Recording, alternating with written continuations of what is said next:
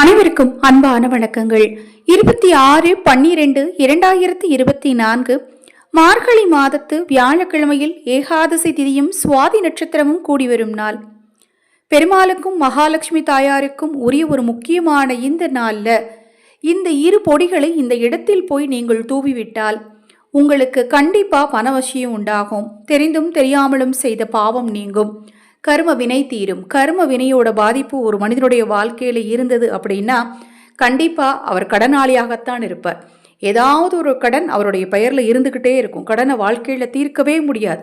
மரணம் வரைக்கும் கடனோடு வாழும் ஒரு அம்சத்தை பெற்றவராக இருப்பார். அதாவது அந்த அளவுக்குத்தான் அவங்களுடைய ஜாதகமே இருக்கும்.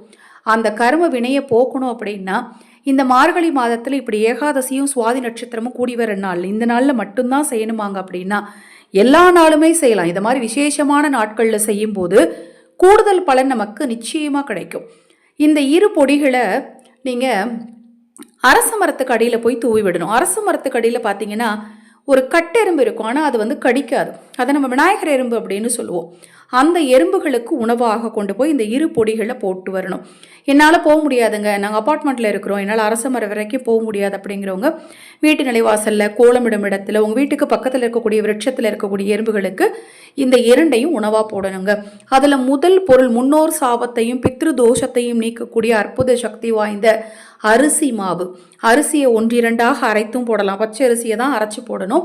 அரிசியை ஒன்றிரண்டாக அரைச்சும் போடலாம், இல்லை அரிசி மாவாக இருந்தாலும் அதை தூவி விடலாம்.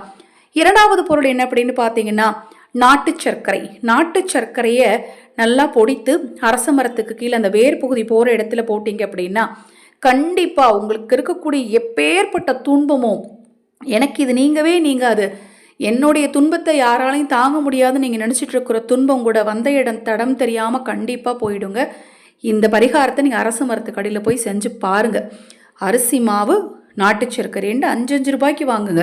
கொண்டு போய் தூவி விட்டுட்டு வாங்க. மனசார என் துன்பமெல்லாம் தீரணும், முன்னோர் சாபம் எனக்கு இருந்தால் அது சரியாகணும், குலதெய்வத்தோட அருள் வேணும், கர்ம வினை தீரணும், கடன் தீரணும், பணவசியம் உண்டாகணும், என் குடும்பம் சந்தோஷமாக இருக்கணும்னு வேண்டிட்டு தூவி விட்டுட்டு வந்து பாருங்கள். உங்கள் வாழ்க்கையில் கண்டிப்பாக ஒரு முன்னேற்றம் ஏற்படும்.